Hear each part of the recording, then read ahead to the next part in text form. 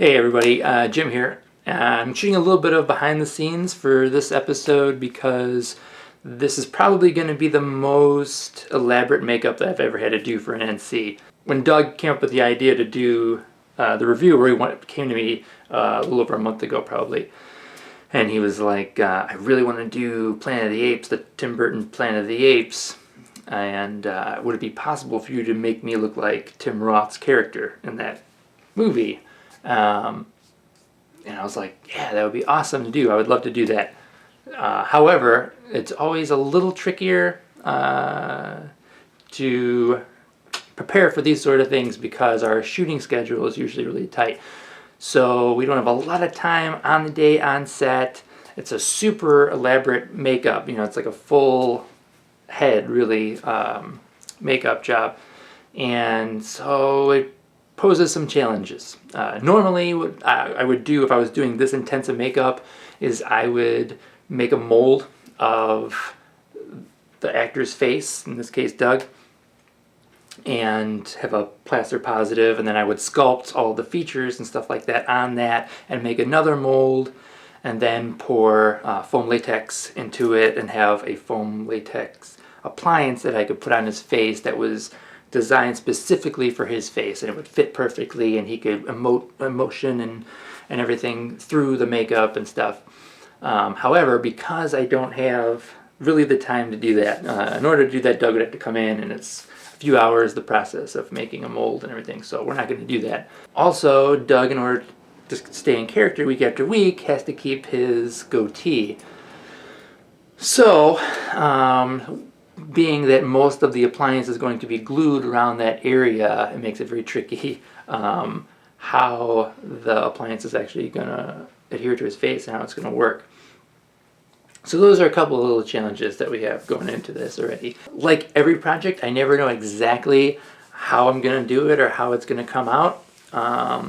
In this case, I'm just going to have to sculpt a very generic face type and hope that it fits Doug generally well, hopefully it fits him, and I can apply it quickly and without too much fuss. We're on the day filming. Doug is very involved in all aspects. He's directing, he's acting obviously, and he's revising the script, or he's supervising the script and stuff. So he doesn't have a lot of time to sit in the makeup chair, and this is going to be one of the most elaborate makeups we've ever had to do. So it's hard to say how long it'll take. Hopefully I can get it, I can build an appliance that we can do in just hopefully like an hour and a half for an application. But we'll see. I have no idea how I'm going to do this. But that's totally cool. I love the challenge, and so I think my plan is to create a very simple face structure. I'll probably use a vacuum form mold that I have. It's a very basic face, and then I'll sculpt on that and make a mold out of plaster, and then just have liquid latex. I'm going to use a heavy grade liquid latex for the actual appliances, and I'm going to try and keep it in as much of one appliance as possible so it'll be easier to put on. I'm not exactly sure how it's going to turn out, but I'm going to keep shooting some video and stuff of the process, and so you guys will kind of see how it all comes together, and yeah, hopefully it comes together.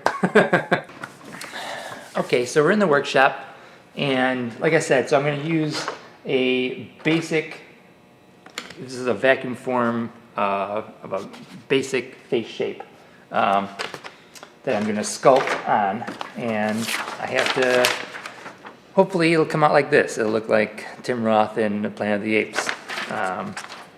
This is my reference. I'm going to use Sculpting Original to sculpt all the features.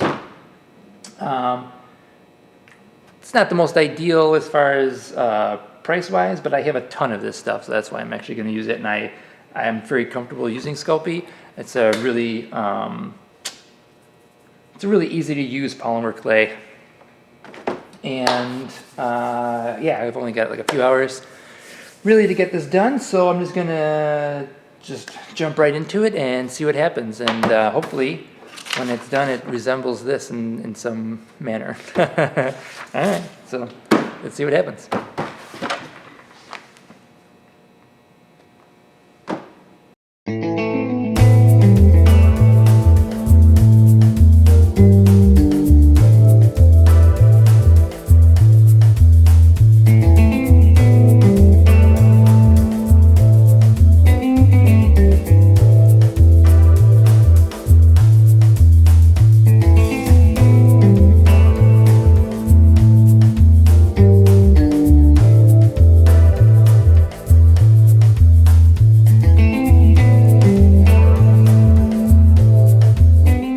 Alright, so I've got the basic kind of shape of the face done. The trick, I think, in order to make it look like not just a generic monkey face and to look somewhat more like the Tim Roth character, is he has a very specific nose, like shape of the nose. So that's kind of what I'm working on now. I feel like if I can kind of make that work and it's looking like how I want it to look, then the rest of it will kind of just come together. But yeah, so far that's what I got. And the nose kind of working out now. The overall structure of the face too is very almost. It's very menacing. It's supposed to be very menacing. He's the villain. So he's got kind of like a heavier brow, very deep set, almost like cheekbones, kind of skeletal looking. So you can kind of make out his features much more.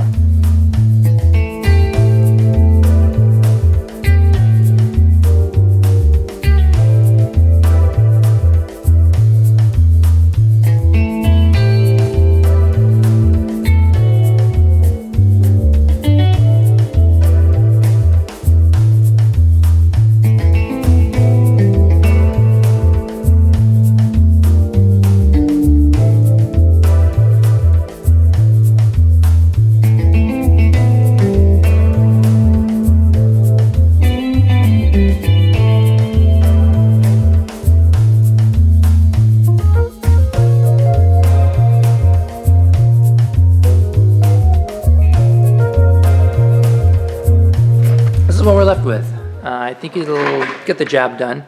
Try and get in a little close there. You can kind of see some of the detailing. I don't know, it's kind of hard to tell. It's all white. But I did put a lot of deep lines and stuff like that, and to kind of give it a texture. Hopefully then when I paint it all, that will come out and really give it some more depth. And let's see. Yeah, well, it's kind of hard to tell, but that's the basic gist there. It looks pretty, it doesn't look too bad actually, side by side. Yeah, as I said, it's about what I have time for today. And tomorrow, yeah, we'll make the mold, pour the latex, and yeah, hopefully it'll all come together. I'm pretty excited to see it.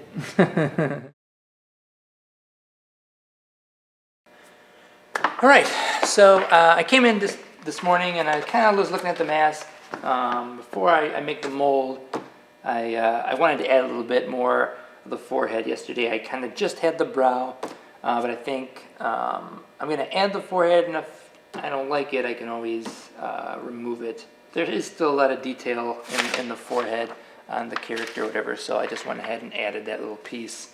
I'll keep it really thin with the latex. And then that way he can still kind of emote and move his brows and and stuff like that.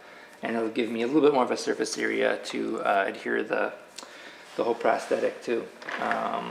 Again, I have no idea if that's a good idea or a bad idea, but we'll see what happens. So anyway, today we're going to make the mold. I'm going to pour a plaster mold. We'll build a box around it. We'll pour the mold, pull the clay out, and then we will, pour the latex in and let it sit overnight, and tomorrow it should be good and we can do a test. So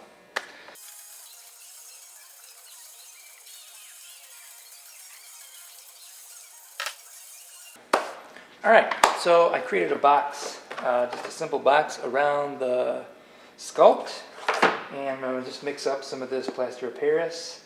It's 2 parts plaster of Paris per 1 part cold water. Yeah, I'm going to mix it up, brush down the first coat, and then pour it in a little bit at a time, and kind of bang on it, tap on it to kind of force the bubbles out. And after about an hour or so, it should probably cure up, and then we can pull out the clay and see what we have. So we're going to do that right now.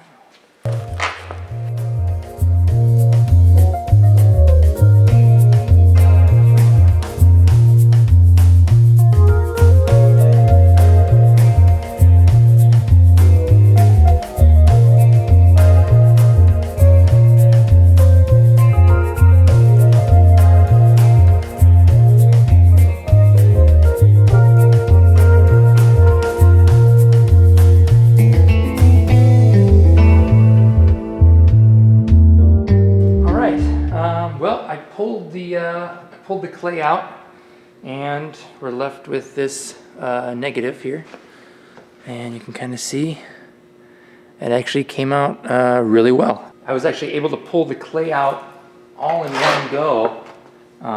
It retained almost all of the detail and stuff of the mask is actually still there. It's still pretty much intact. I mean, there's a little bit of smudging and damage and stuff that could be easily cleaned up. But usually I have to scrape out some of the residual clay and stuff like that that's in there, especially when there's that much tooling and stuff like that involved. But yeah, I'm actually really happy with the way it came out. It pulled beautifully. I think we'll get a really nice clean mask out of this. And yeah, that's going to be the next step. So I'm going to pour liquid latex in, brush it in real good. I'm going to use a professional grade latex that's used for making Halloween masks and stuff like that. And we should get a really good test from that, I would think. Tomorrow we should have a really cool prosthetic that we can test out.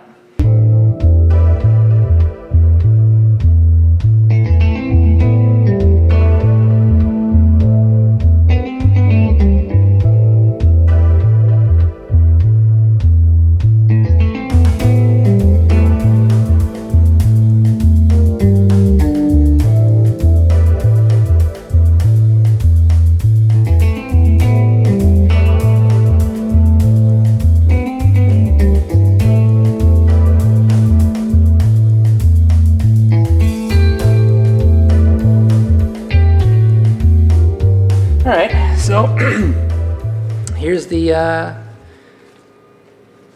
mask, the latex appliance. It came out pretty good, actually. There might have been a little bit of shrinkage, I'm not sure, but I think it'll be a pretty good fit.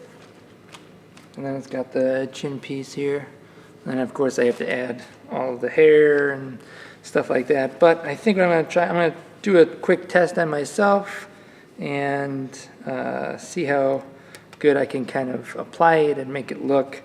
I don't think I have hair and stuff like that to add to it today, but I can maybe do a quick makeup job and see how it all comes together. I don't know, but all in all, I'm pretty happy with the appliance itself. I think it came out pretty well. This is actually a really nice, a really good latex. It's I think I might have mentioned it. It's designed for making latex masks, like Halloween masks and stuff like that. So, so yeah, it's pretty good. It's really solid, flexible, but still going to be, I think, pliable and lightweight enough to where, yeah, it'll be pretty cool. Doug will be able to wear it.